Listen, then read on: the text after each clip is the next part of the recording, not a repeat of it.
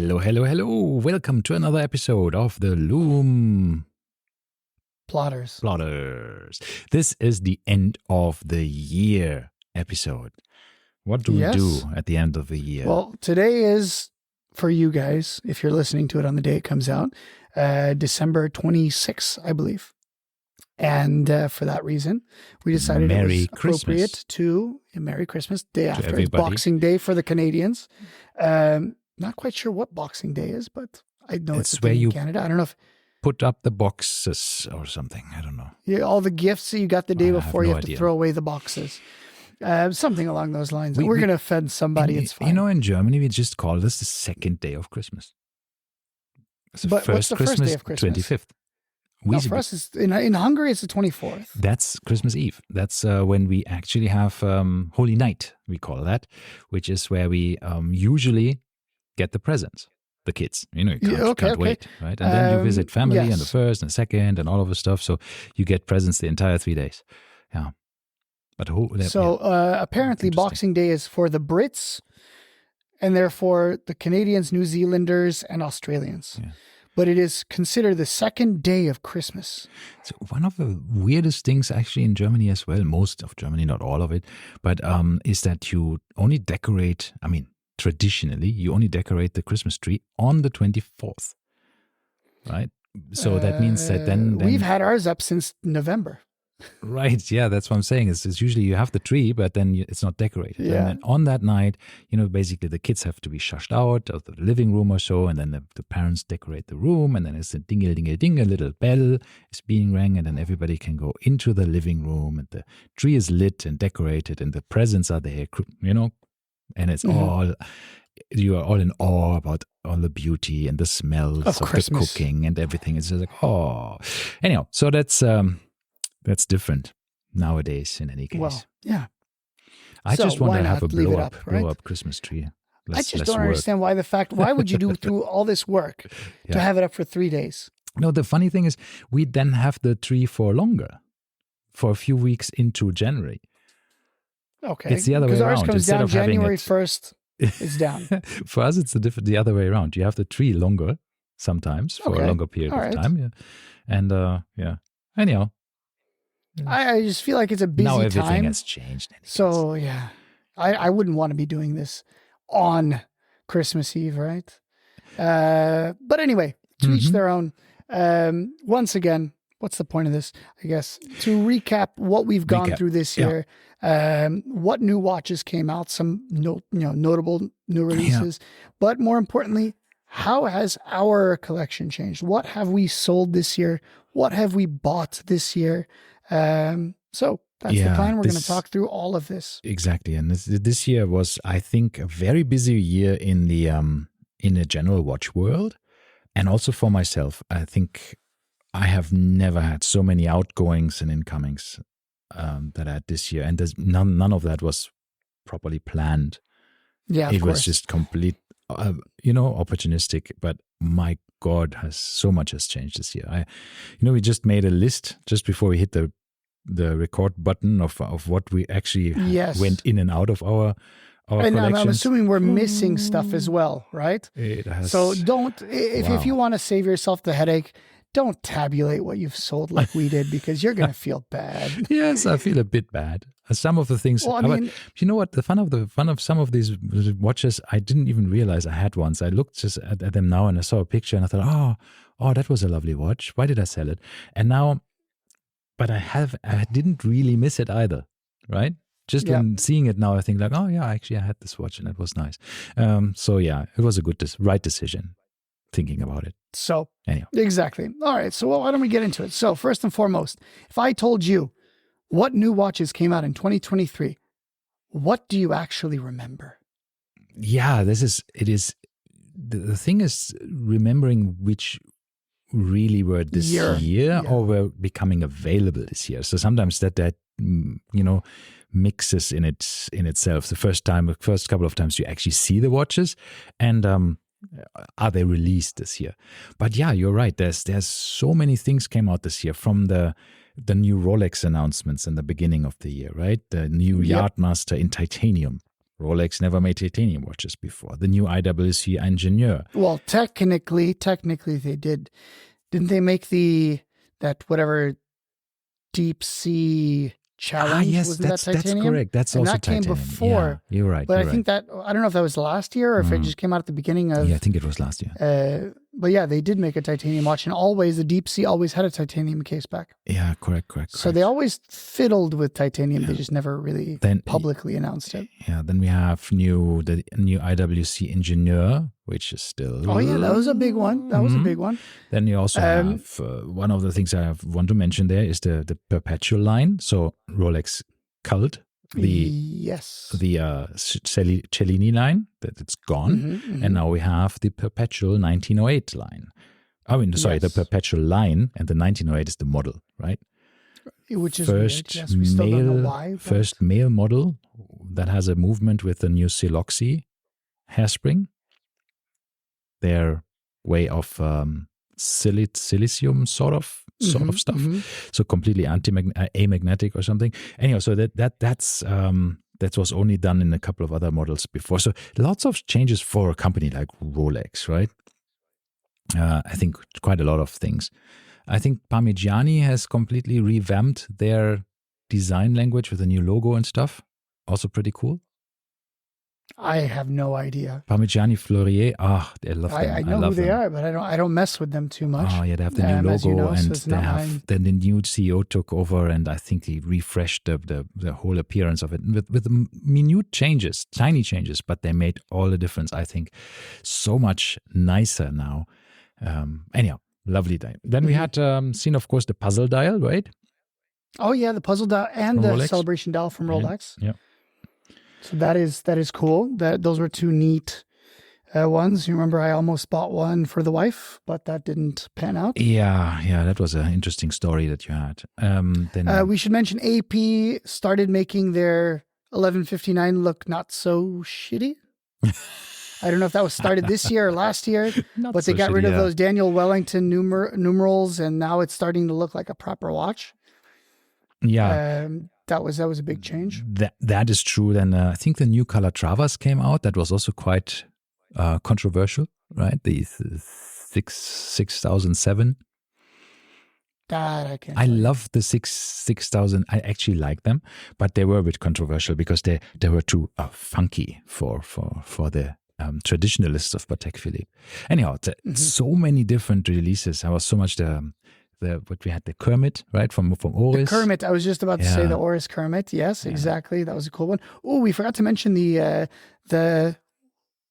watch that you got came out this year. Yes, as well. Yeah, that's a pretty new one. The black and gray GMT. GMT Master 2 GR&R, gray and noir. The Gruner. It's called the Guinness now, right? I mean, that has more or less established. Oh yeah, the Guinness. It's now called the Guinness. I like that because I like Guinness, so that's okay. Yes. I can live with that. Of course, the Black Bay, the new relaunched Black Bays, which nothing really changed on those. Well, the Meta certified ones are out, right? That was new. Yes. Black Bay 54. Yeah, also new. Yeah, that was also a new one. Pelagos 39, was that? No, that was. I think it came out last year, but it was. I think it was a September release, if I'm not mistaken. It did come out with a. It was more available. This year, but it became more available, I think. And then a couple of other. I mean, that was the big anniversaries, right? The 70th anniversary of the Blancpain, the 40th anniversary of Casio G-Shocks. So we see a flurry of releases there. We saw a couple of acts. Would you say it's a flurry? A flurry of releases. Yeah, that's why you listen to our podcast, for these flurry of news. That's a good one. Yes. Then I think, wasn't it as well that this watch came out, the new Cartier in platinum that Rajiv has? The platinum Cartier, the Tank Normal. Yes. What a heavy what about the 35mm Tissot PRXs? Those came out. Yes, I think they are. Those were cool. The new colors. I tried them on. They're so good. They're so cool. New colors came out. Then Yeah, what else did we have? There's so many things. I mean, there's a lot of stuff. New Vacheron What about Constantins came the out. Then what's it called? The before I forget, we had the Blancpain Swatch collaboration, which was yeah, interesting. we had the launch of the Biver brand, right? Yes. At least new models, I guess. Then we have new Breitlings, plenty of new Breitlings. Last one was the relaunch of the Avenger line, basically, revamp of that. And a couple of others. The Top Times came out, and some other. Tag Heuer had the glass box range that was. Oh yeah, I like those. I actually have not been able to try one on, but I Tag do Heuer like it. is really on the heels of Tudor now, right? I mean, they're really, really doing good stuff. I think they're really. We will see some competition there coming up. Lots of brands that are pushing into that Tudor space, right? Tag Heuer, Nockane, Longines as well with their new releases. Very, very, similar designs, even though they are different. I mean, Longines has released incredible watches this year as well. I think there's really beautiful watches where I think, wow, where have they been the last few years, right? I mean, if they're capable of these kind of watches, like, wow, what have they done? Have they been sleeping? Yeah, incredible stuff. The new Zenith Pilot came out. It's a bit controversial because it does look a bit weird, especially in pictures. I was going to say the Longines Pilot, that Magitech, which I still have yet to see one in real life, but I thought it was kind of a cool looking watch. The one that looked like a weird World War II looking pilot watch. Yeah, that's true. Then we had that was cool. A couple of micro brands came out with new watches. Yema came out with new watches, and Zodiac is not really a micro brand. Mr. Jones, then the Studio Underdog had a couple of cool releases, right? There's so many things that come out. Christopher Ward came out with a 12. That's a big thing because that's a beautiful watch. I still think about getting one of these, maybe in with a glacier blue, this light blue. Frédéric Constant came out with I think it was the new High Life. I think that was last year, but the new High Life edition is super cool with the integrated bracelet, the World Timer High Life edition. Then the new manufacturer Tourbillon that they came out with a new version, which is also super affordable. Orage, we have to mention Orage with their new watches that they have released this year as well. Tourbillon, crazy stuff for 10,000 Swiss francs. You can get a Tourbillon watch from Swiss made. Citizen has gone, I think, no new what's the Tsuyosa or Gyoza? No, Gyoza is something to eat. Tsuyosa. Yeah. I think we saw new Omegas as well. The new the new, not just the summer collection, but that what is it called? The Ultra Deep. Yes, as well. That was brand new I think, this year. And that was a cool, I still like that. That's a good looking watch. We have seen, I think, Doxa had a few watches, and the last one is the Doxa 300 Beta, I think it's called. But they have this beautiful Siddiqui edition, absolutely stunning piece in dark blue and steel. And I think this is just absolutely amazing. And I saw it, and it's, I think, 11,000 dirhams, and I thought, wow, this is so, so nice. And then I heard it's already sold out, only 50 pieces. Oh, man. But it would have been a great deal. I think this is a beautiful watch. Yeah, then what else did we see? As you mentioned already, the Longines and the Spirit and the Zulu Time and all of these other ones. Then the release that was the Breguet Type 20, the new one, which lovely. I mean, the first time it's not a Lemania-based movement anymore. It's a proper in-house movement. But somehow I don't know what they did with the bigger 3 o'clock subdial, and they just cut all of the numerals off and then squeezed in the date window there between 4 and 5. It was just like, why did they change that from the Type 21, right? Where they had the date window at 6, I think. It was all just nice and beautiful. And then they made it a bit like, maybe I have to see them in person, but technically stunning watches. Then we saw also newer Rolex saw a new Rolex Daytona, the new 24 hours of Le Mans. The Le Mans, 100 years. Yeah, wonderful, wonderful watch, very rare, and of course the transparent case back. Oh la la. And it got a new movement, right? It got the 4132 movement instead of the 4131 movement that the normal Daytona has, because it has a 24-hour counter because of the 24 hours of Daytona. So the hour counter of that Daytona is different from the normal Daytonas. Yeah. You mentioned this, I think, last time as well. Yeah. Which no one noticed this. No one knew this. Yeah.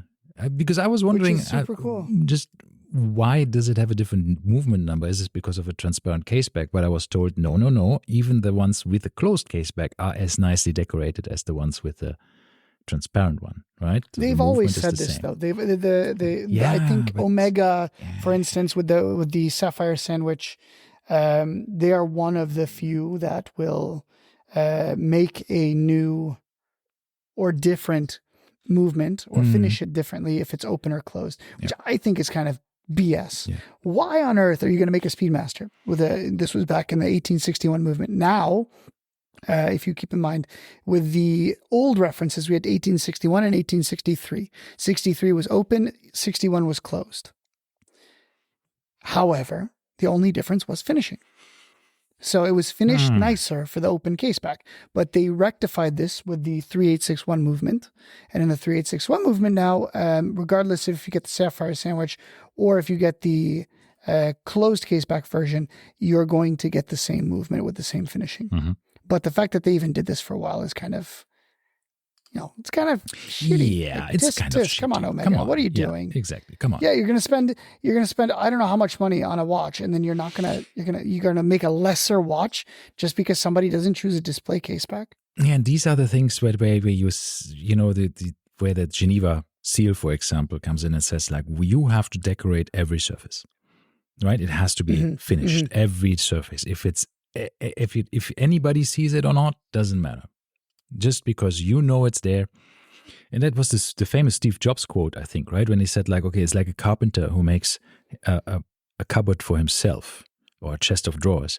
And you can do the one that actually faces the wall. You can make it in cheap wood. But the carpenter knows it's there, so he makes it in nice wood. Even though nobody will ever see it. But you just know it could be nicer or better, and that's why you do it. And I think with watchmaking, that's why we do mechanical watches to a certain extent, right? I mean, just, when you saw sometimes on some of the Panerai movements where you had not the Côte de Genève, what is it, the round ones? I forgot the name for it. The decoration. The engine turning? Yeah, the engine. Yeah. No, the round decoration on base plates that you sometimes have, these. The swirls. Yeah. The swirls, some kind of... Not Côte de Genève, or is it Côte de Genève is the stripes, right? Stripes, I think. So what is this called? This has a name. Why don't I know that? We are running a watch podcast. We should know. I know. I'm looking at, hold on. Anyhow, while you are searching this, I wanted to say some of these movements had these decorations only at the parts that you could see through the case back and not the entire plate.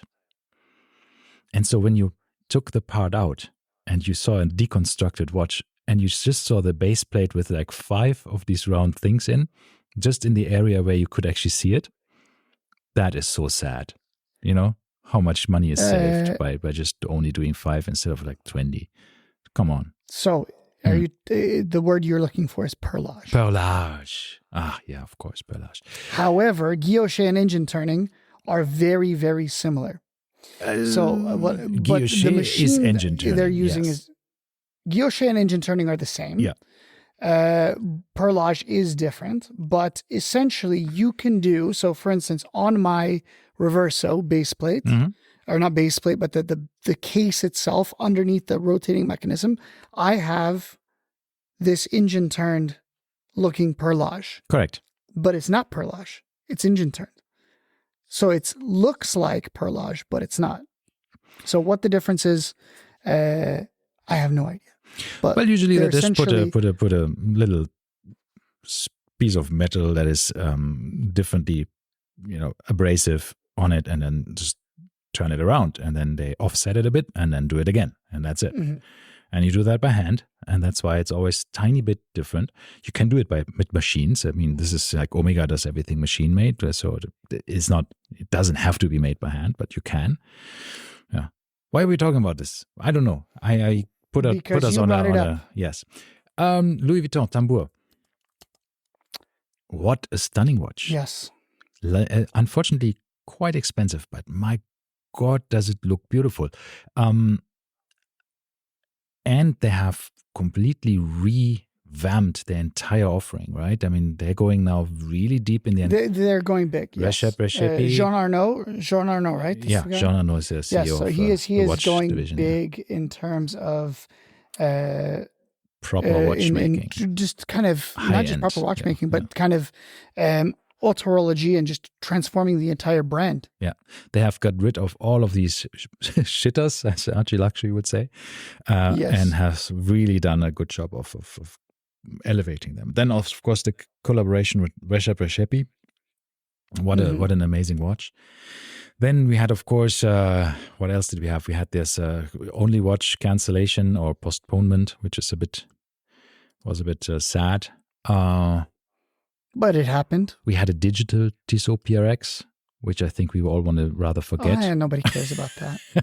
It's exactly that. No one cares. Okay. And what about the other one we don't want to forget, and we can forget in the same breath, is the Hodinkee G-Shocks, the ones that came out in the last 2 months. They were a bit forgettable, right? The yellow one and the green one or whatever, and they're both... Come on, Hodinkee, you can do better. Hideous. Yeah, they were and then just, yesterday's release, the new Longines, GMT, right? Yeah, also somewhere I think like, that's a Tudor Black Bay Pro copy. Here's a fun, it looks exactly like a Black Bay Pro. Yeah. But here's the fun thing. Okay.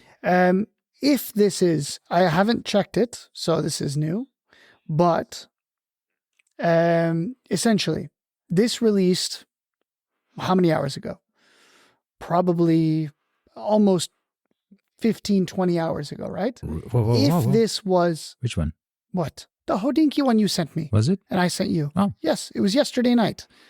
For us here in Dubai, it was 9 a.m. New York time the launch. Man. What do we want? Do we want to take bets here? Is it sold out? Yeah, let's check. Is it still available? So, what are you going for? I'm going for seeing what the last G-Shocks were for Hodinkee. They're still available. The last G-Shocks are still available. I think it's still available, the Longines. Longines is on the right track, but I don't think it has yet the pull. Okay. And? Let us see. And? There's 500 pieces. I'm still scrolling. I need to go to shop now. Shop. Guess what? It's not sold out. See, 500 pieces is a lot. You need to, shift a lot. And this watch is what, $4,000? There. $3,800. $3,800. That's not cheap for a Longines. So you have That's not Longines price. Well, it is sort of. They have watches in that range, but it's not a super quick seller, right? No, this is not. And what were they thinking once again? I mean, because this watch normally comes with the ceramic bezel. Yeah.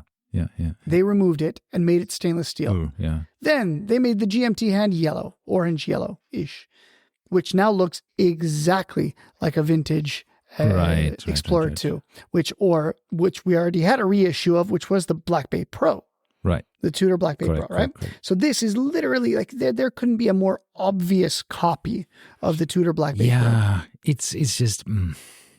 I think one of the things, I mean, we are going now, like we're half a year in, I think, more or less, with most of the things that we mentioned. I think we also saw... Hold on.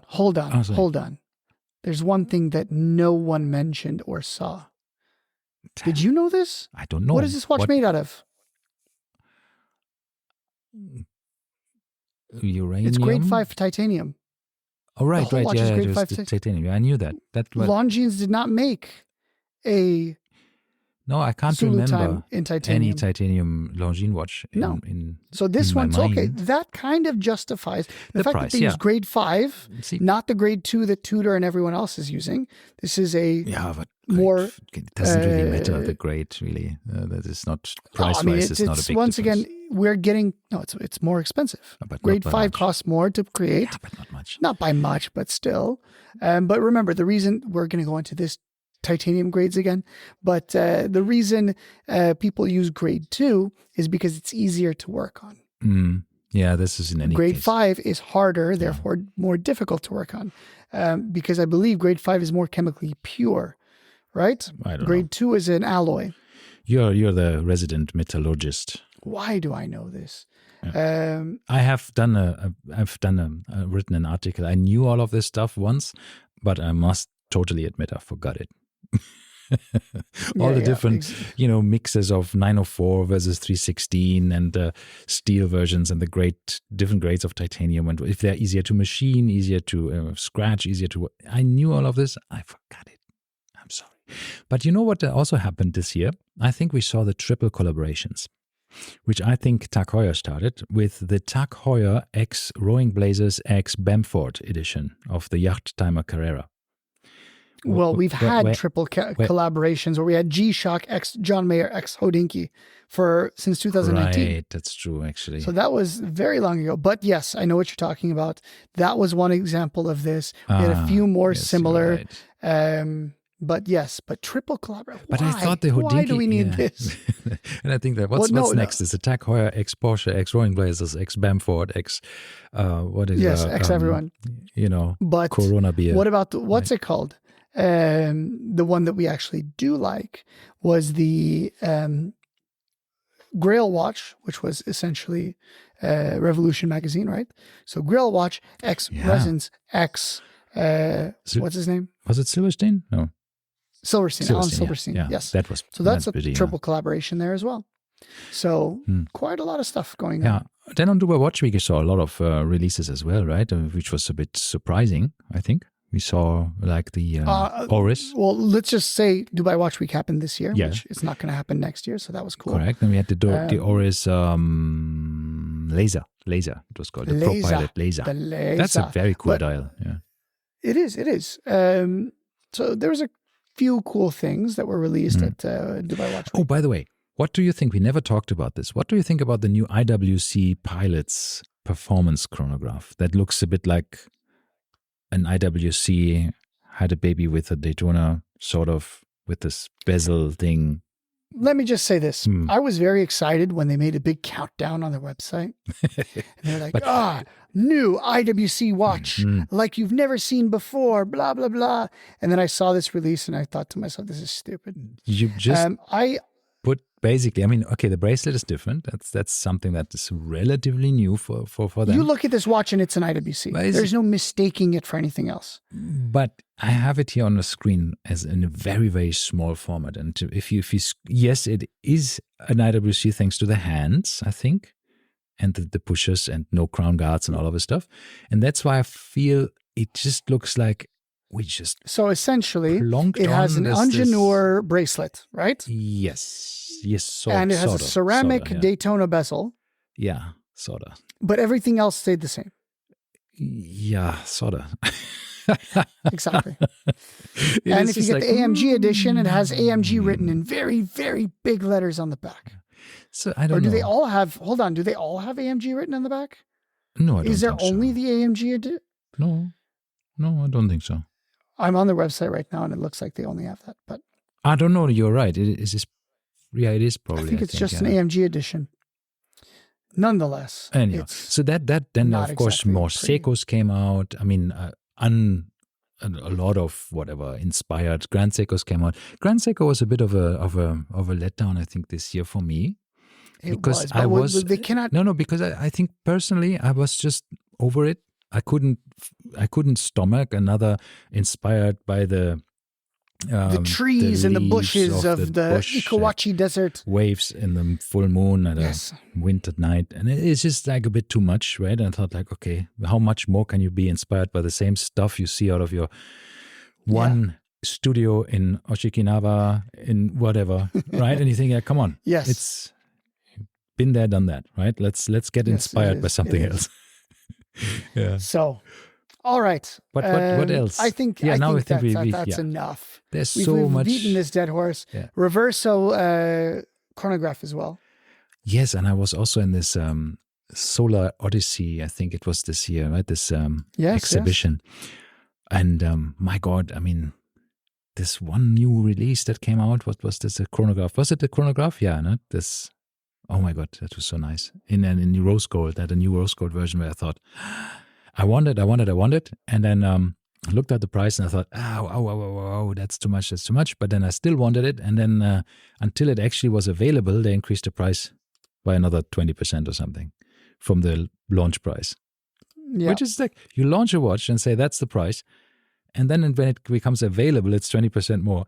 That is weird. I mean, we saw this year also will go down in the history of the year of price increases. Retail prices. I mean, that last year was the same situation. Every brand has just pushed up prices like mad multiple times this year. Yeah. Wow, that was all right. Yeah, I think we've once again. Yeah, so I'm sure we missed stuff. Yeah, no, of course us. We did. Yes. This is off the cuff, by the way. We didn't plan this to talk about this. This was we. I don't know if you know this about us, but we don't like planning things. So we generally sit down and we say, okay, what are we talking about today? Yeah. And then we have to figure it out. Yeah. Unlike our good friends at Chrono Passion 7, who have a very extensive minute by minute that they like to plan for, we are the opposite. Yes. Nonetheless, that doesn't make theirs any worse or better. It's different, brains right? are obviously not as sharp. We're a different breed. But nonetheless, we forgot to do wristwatch checks as well. Right. Yes, but let's do that as part of our collection recap of what we personal. Okay. Yeah, I think we should do that. We are halfway in the episode and saying like, okay, 2023 was a flurry of new releases. Patent pending. So we should also talk about what has changed. And I think from a collection review, not review, from a just recap of what happened, what went in and out of my collection this year. I was shocked when I took a picture from 12 months ago and compared it to my collection just today. And I thought, yep. Wow, I can't believe what happened in my collection. I have done such a cleanup and a change. And I had actually, the first time in my life, I actually bought and sold watches within a 12-month period that I usually don't do. I'm not in selling watches that quickly, Yeah. Either I'm buying it and then instantly think, oh, because I bought it unseen. For example, I bought a Tudor once that bought unseen, got it delivered on the first day it was available, and I was like, oh no, it's not working. So then you sell it. But other than that, I usually keep watches for a while until I've really. Unlike me, right? Unlike me, who I know if I don't like it within the first day, and then I flip it.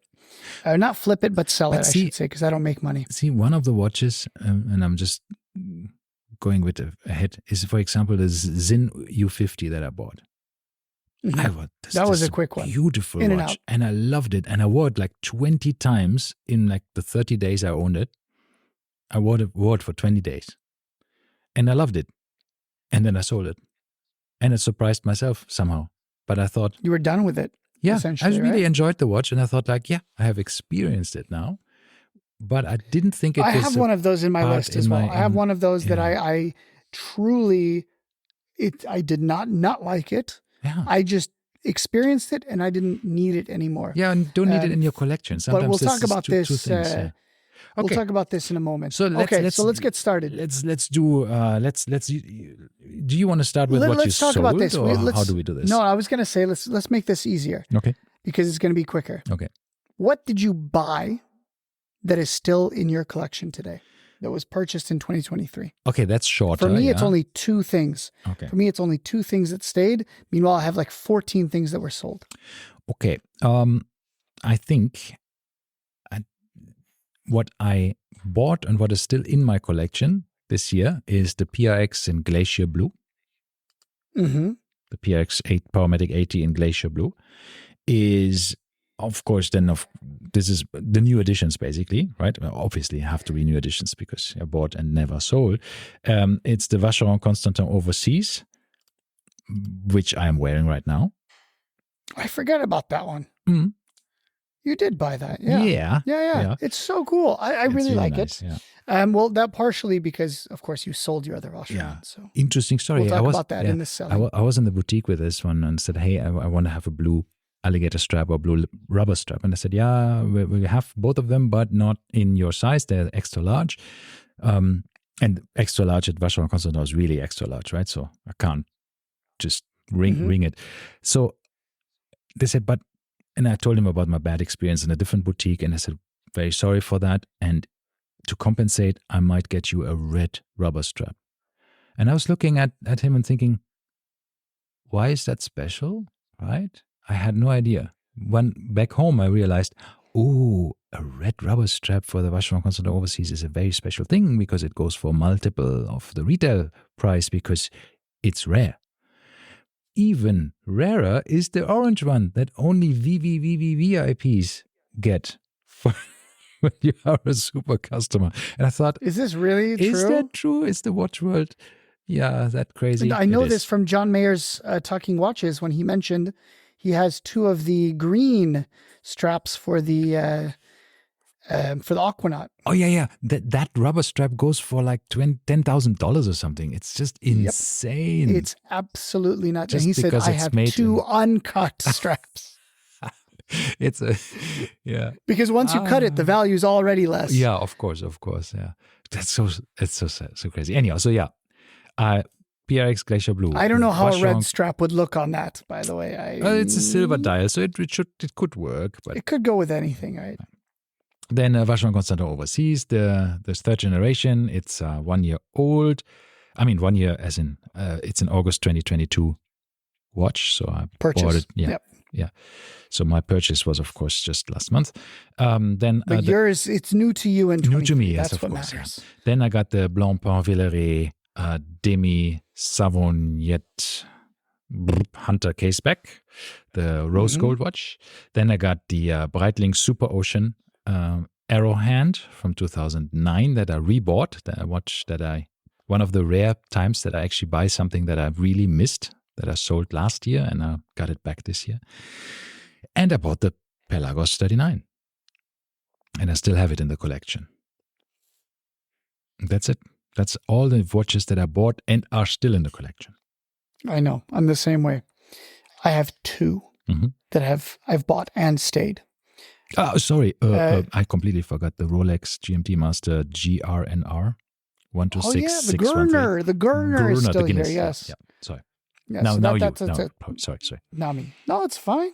I have in my collection that stayed 1 G-Shock, which is the GW 5000. Yep. Which is the rubber version of the steel, essentially, watch, which is the Japanese market special. Yeah. Very nice. Which is, I love it. It's to me the quintessential ideal G-Shock, and I will never get rid of it. And then I still have in my collection after, I don't even know how long. I think I bought this in April. And I was just telling my wife, I miss one of the watches that I sold, but what I got for it, what I needed the money for, was this watch. Yeah. And when I told her, because she was like, "You're an idiot. You should have never sold the Oris." We'll talk about the Oris in the latter category. But essentially, I told her, but I bought it or sold it to buy the Santos. And then she said, "Oh, absolutely. Then it's fine." Yeah. So without that, I wouldn't have bought the Santos. Yeah, you have to remind yourself. And the Santos, I love through and through.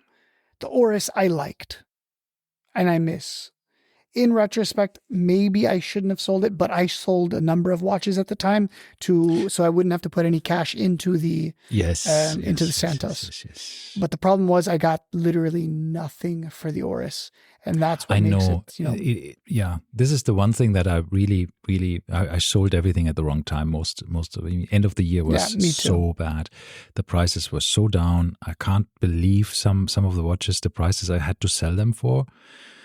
It broke my heart, really, and my wallet, where I thought, okay, because I had the same restriction. I said, I do not want to put money on the table to buy these watches.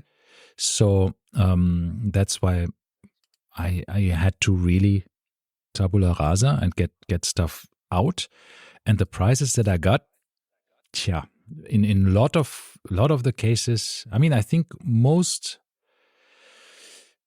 I am maybe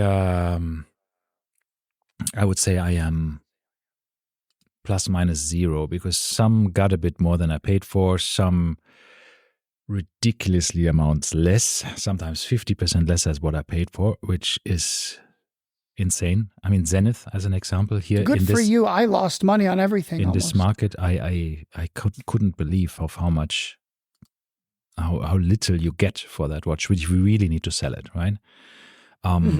Because you can look at the prices that are being offered at Chrono 24, but it's a difference of what you can actually sell them for, right? Anyhow. Yeah. I mean, once again, I sold a number of Tudors, and Chrono said that they were valued at nearly retail price. When I went to sell them, I was offered half, essentially, of retail. No, do you want to say what you actually sold this year? All right, I'll go through, because mine's not a very long list, because some of them are 2 times, because I bought and sold them twice. Go for it. So the one that I will start with this.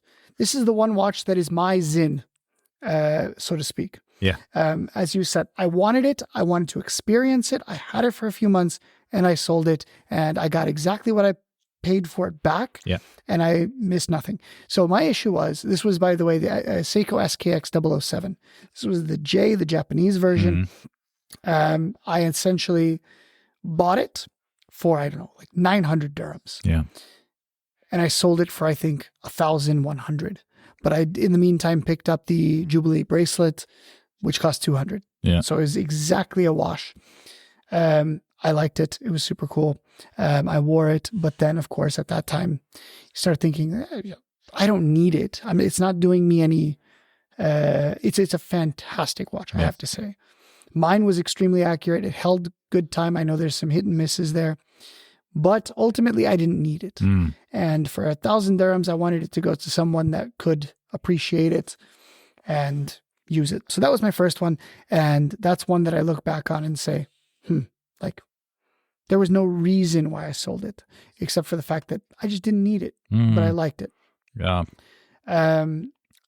All 3 Hodinkee John Mayer G-Shocks. I had the whole trilogy, sold them as a set. I think the funnest part of those was trying to track them down. The blue one I was able to get through the release in 2020. Yeah, sometimes this is the thing, right? We love the hunt. Yeah, but once I had it, I was like, now what? Yeah. It's I think my Hodinkee editions were always these impulse purchases where I think, oh, that is cool, I should get that.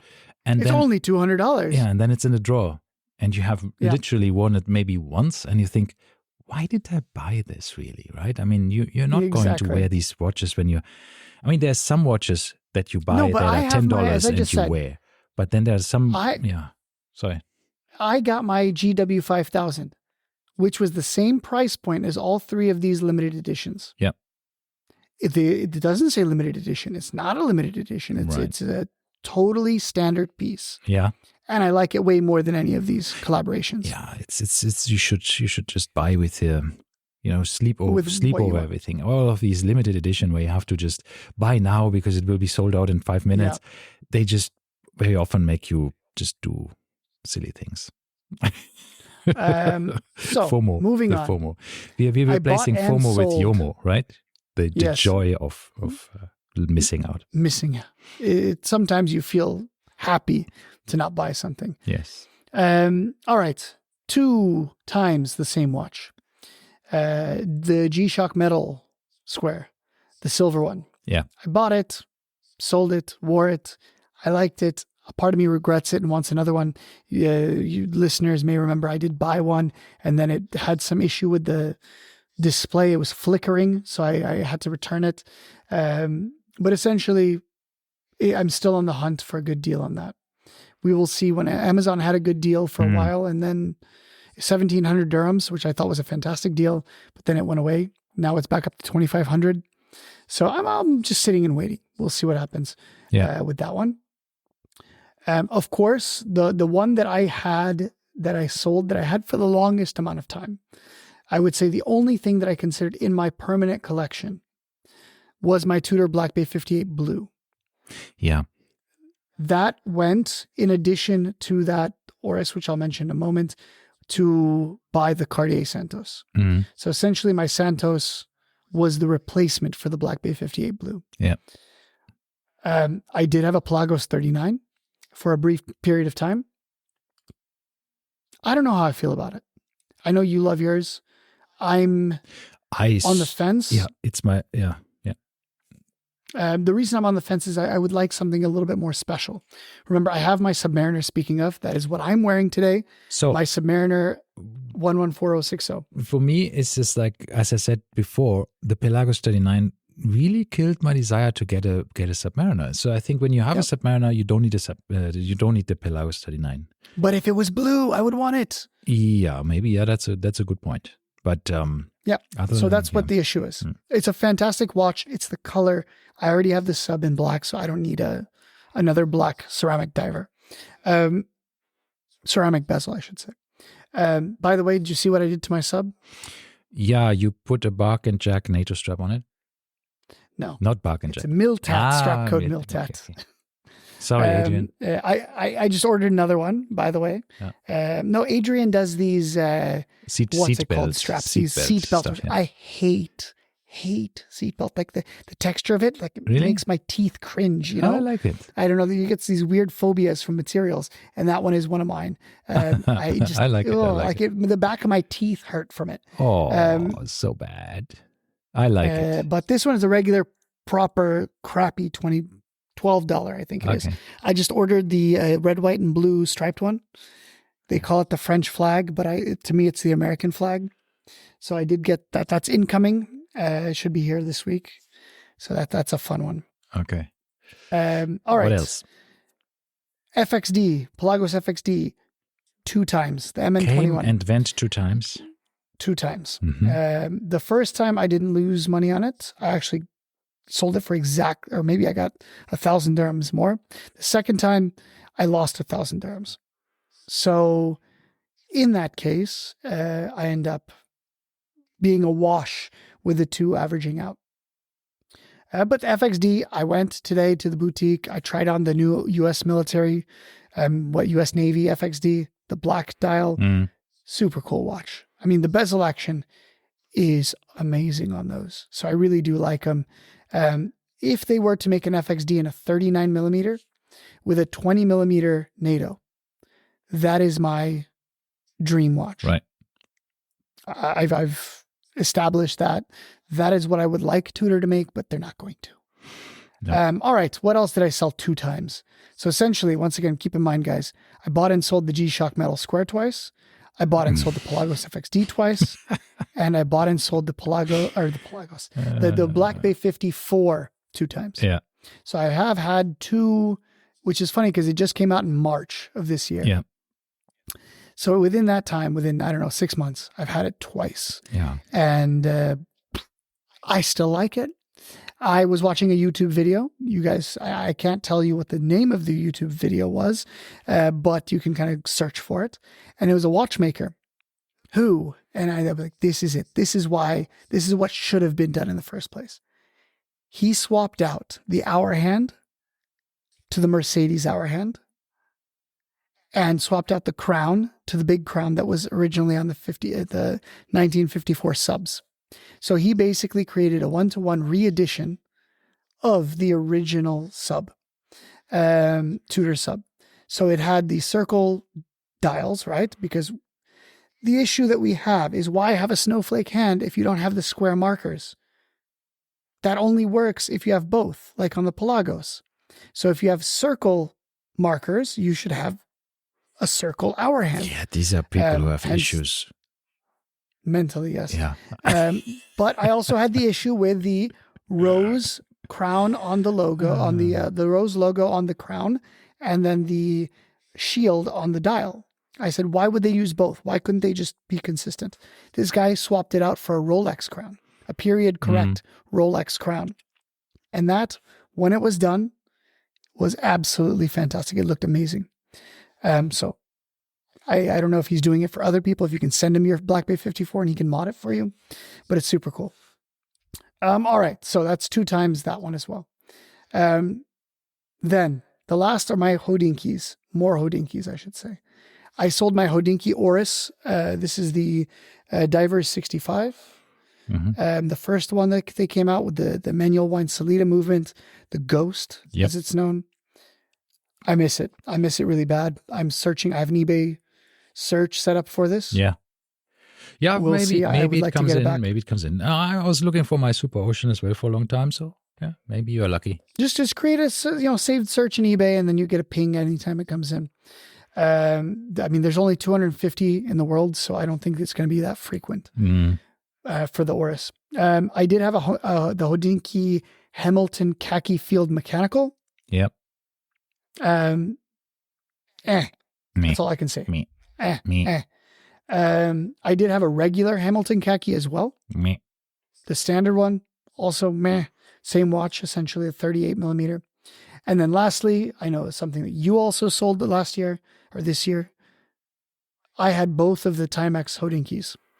Yeah. The gray dial and then that white dial looking one.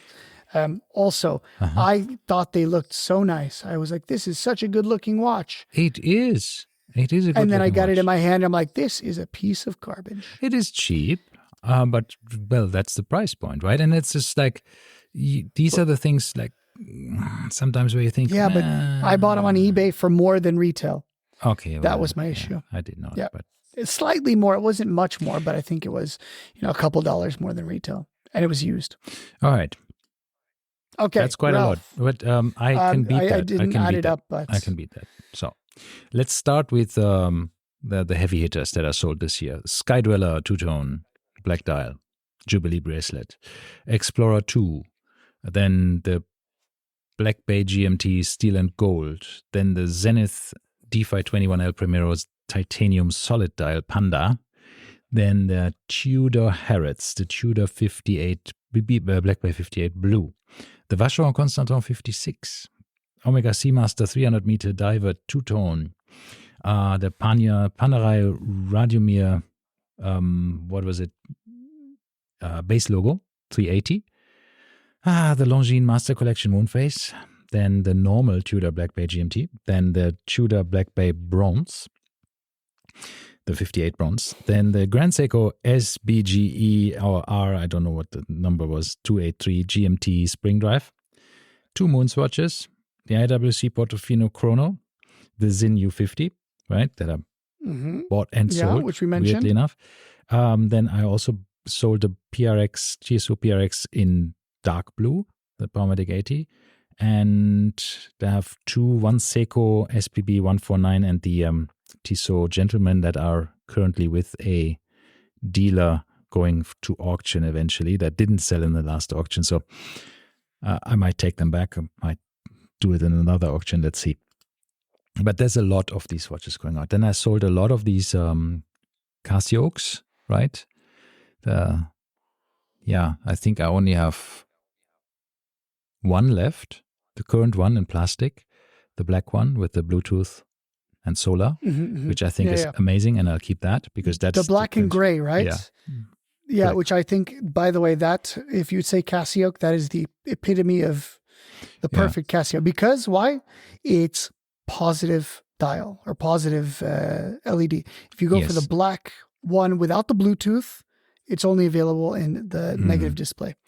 Yeah, so that's my issue. Exactly, and that's what I kept. So I sold a lot of these Casios and all of these little things, the Timexes and I just want to point out, notice watches, the same with me, stuff. Yeah, right? The one that I kept was the exact same colorway, positive display, black, and it says G-Shock in gray, which is my square. Yeah, it's just, the classic one. Somehow it's just It is. It is just. Although it's a new watch. Yeah. It didn't it's a classic it's design not really language. classic. I don't know why. Yeah. It is. So anyway, that is a lot of watches. There's probably more than 20 watches that are sold if you count all of the little Casios and G-Shocks and all of the stuff. I got some heavy hitters in return, right? But it was a purge. It was a purge. Yeah. But we were talking about this before, right? You said you had too many watches. You wanted to do a purge, essentially, right? Absolutely. So this is a nice way to round out the year because consolidate. We have to say a good amount of stuff didn't happen until like last week or 2 weeks ago. Yeah. It all fell into place, right? Exactly. And then we were talking about this for months now. So this is very nice to see that you ended the year on a high note.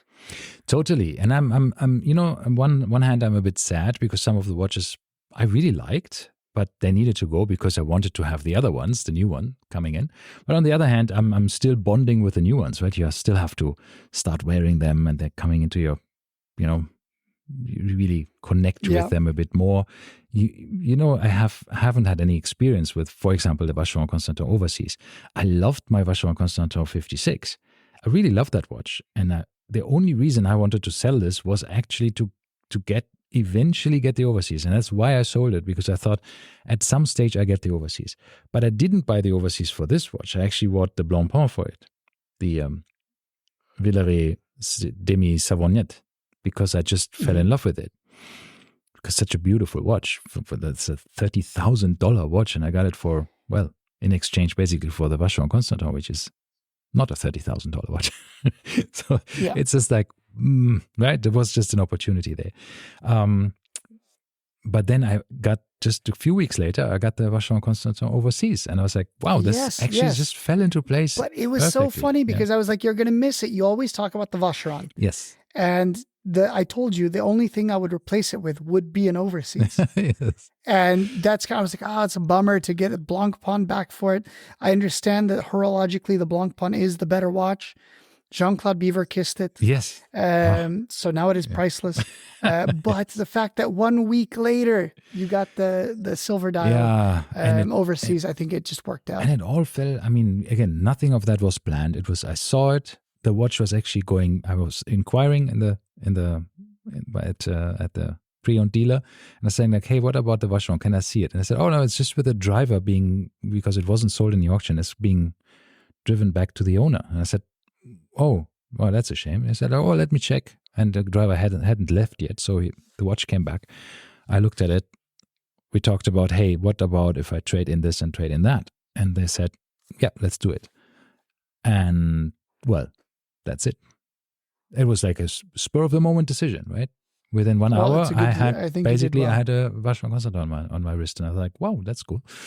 Yeah, weird things. This is the best ones, right? When you don't know, you're not planning. Yeah, exactly. And then you walk away saying, "Wow, that was cool. That was a good deal." Yeah, exactly. So yeah, I think this is all right. This is a good topic.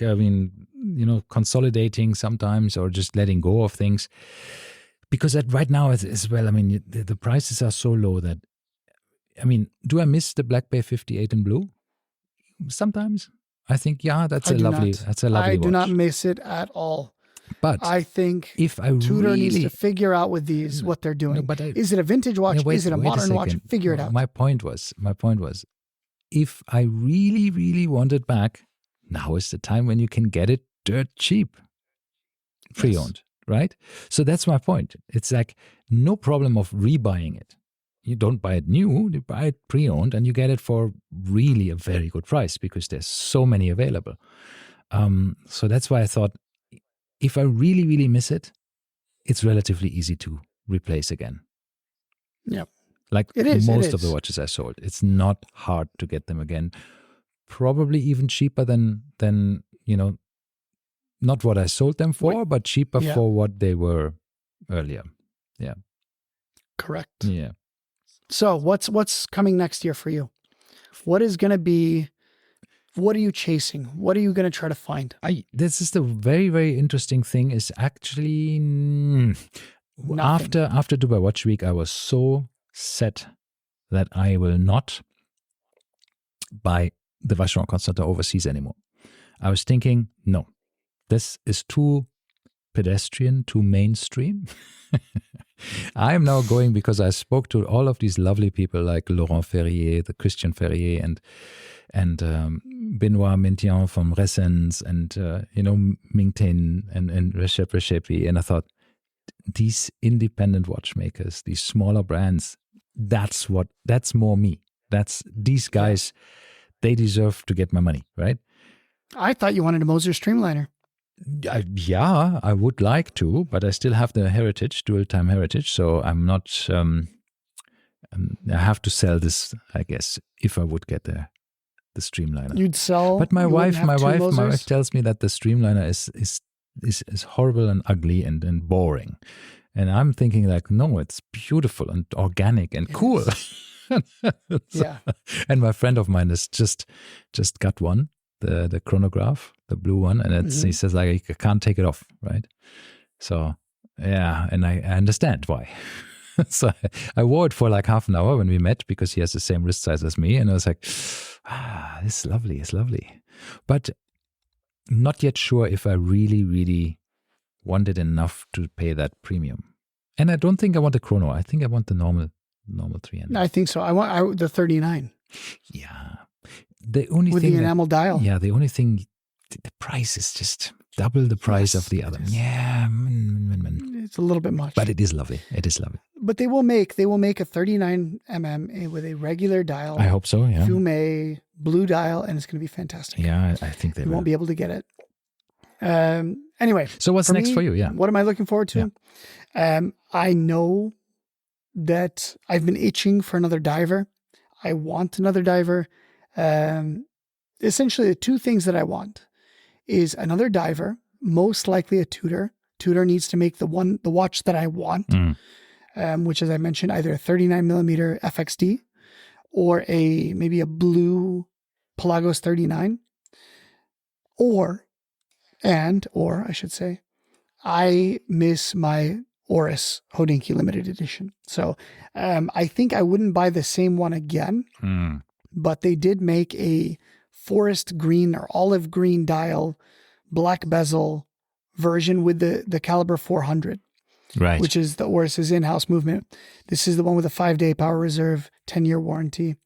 So I was thinking maybe I would go for that one instead.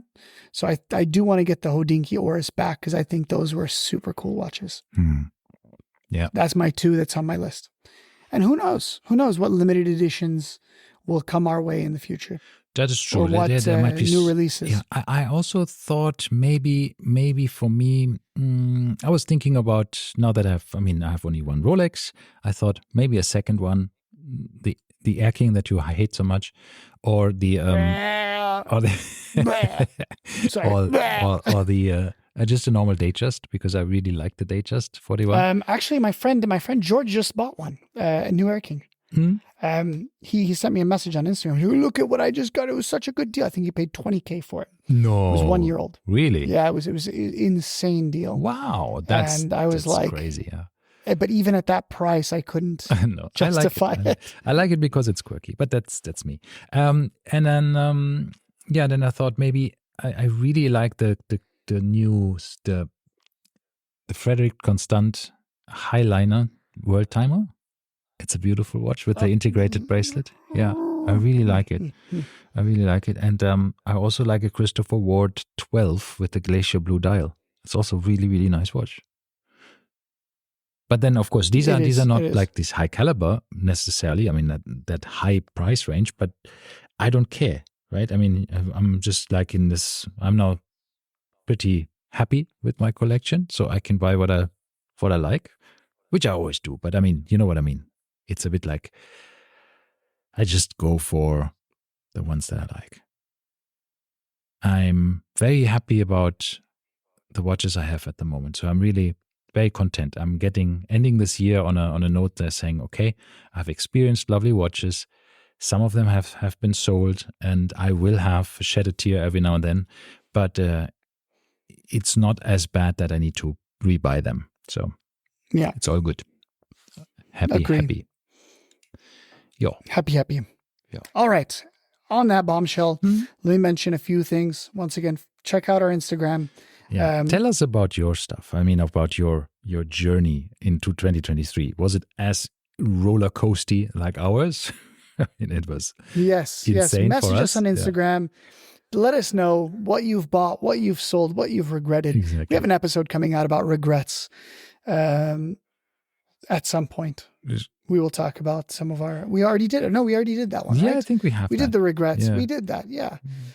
Maybe we have some more. But I'm sure we do. So we also have embarrassing moments coming out soon. All right. Yeah. That will be a good one.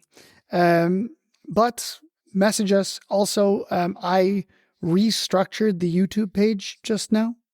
So you might see that if you listen on YouTube, that all of the videos are gone. They've been re-added, or they're in the process of being re-added. So now it's going to be automated. I don't know how it works. Yeah, the thing is that wizard. Yeah, that YouTube basically, not YouTube, was it? YouTube, yeah. Google Podcasts is going away. Google Podcasts will cease to exist next year. So they said that by the end of the year, they will roll out YouTube Music for podcasts. I mean, everything goes to YouTube Music now. Google Podcast did. New one is podcasts at YouTube Music. And that's pretty easy to do, actually. It's strangely enough to add your RSS feed to it. And then they auto-generate small videos with a thumbnail for it. And it's really cool. So very easy. So you can listen on YouTube or YouTube Music to our podcast now. So really, really easy and cool. Yes, exactly.